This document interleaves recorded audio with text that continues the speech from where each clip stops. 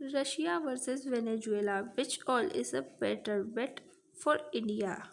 यानी कि भारत के लिए वापस से संकट, जैसा कि वेनेजुएला के राष्ट्रपति को पकड़ लिया है। अब इनके बीच में भारत किसके साथ जाएगा। वेनेजुएला के तेल पर अमेरिकी नियंत्रण, यानी कि ट्रंप प्रशासन ने घोषणा की है कि वह वेनेजुएला के तेल भंडार और भविष्य के उत्पादन का प्रबंधन अनिश्चित काल के लिए करेगा। ट्रंप के अनुसार वेनेजुएला अमेरिका को लगभग 3 से 5 करोड़ बैरल तेल सौंपेगा, जिसकी बिक्री से मिलने वाले धन का नियंत्रण अमेरिकी सरकार करेगी। भारत के लिए अवसर, यानी कि अमेरिका ने संकेत दिया कि वह भारत को एक वाशिंगटन नियंत्रित ढांचे के तहत वेनेजुएला से तेल खरीदने की अनुमति देने के लिए तैयार है। ये भारत के लिए फायदेमंद हो सकता है, क्योंकि भारत की रिफाइनरियां वेनेजुएला के भारी कच्चे तेल को संसाधित करने के लिए उपयुक्त है। और रूस बनाम वेनेजुएला, अमेरिका भारत पर रूसी तेल की निर्भरता कम करने के लिए दबाव बना रहा है। ट्रंप प्रशासन ने रूसी तेल खरीदने के लिए भारत जैसे देशों पर भारी टैरिफ लगाने की चेतावनी भी दी है। ऐसे में वेनेजुएला का तेल भारत के लिए रूस के विकल्प के रूप में उभर सकता है। भारतीय कंपनियों पर असर, यानी कि इस खबर के बाद रिलायंस इंडस्ट्री, RIL और ONGC जैसी कंपनियों के शेयरों में उछाल देखा गया है। रिलायंस ने पहले ही वेनेजुएला से तेल आयात फिर से शुरू करने के लिए अमेरिकी अनुमति मांगी है।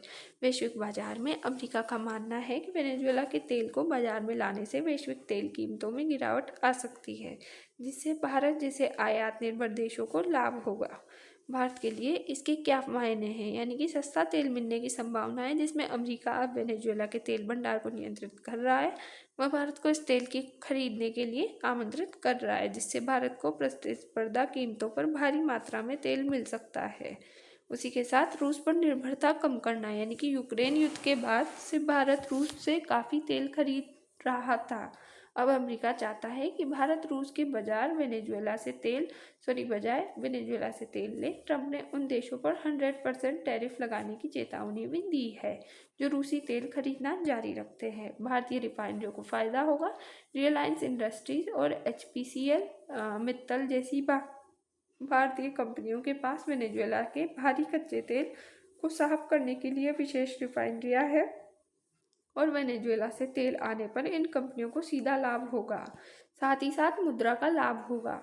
भारत लंबे समय से वेनेजुएला के साथ रुपया आधारित व्यापार की कोशिश कर रहा था। हालांकि अब अमेरिका के नियंत्रण के कारण भुगतान की शर्तें बदल सकती है, लेकिन तेल की आपूर्ति में स्थिरता आने की उम्मीद है। अंतर्राष्ट्रीय प्रभाव और भू राजनीतिक शक्ति में बदलाव होगा। अमेरिका द्वारा वेनेजुएला के तेल संसाधनों का प्रबंधन अपने हाथ में लेना वैश्विक ऊर्जा बाजार में उसकी शक्ति को बहुत बढ़ा देता है।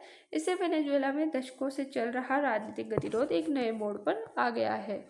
रूस की आर्थिक घेराबंदी, तो अमेरिका इस कदम का इस्तेमाल रूस को आर्थिक रूप से अलग थलग करने के लिए कर रहा है। रूस के लिए अपने तेल के बड़े खरीदारों जैसे कि भारत को बनाए रखना अब भी मुश्किल हो जाएगा।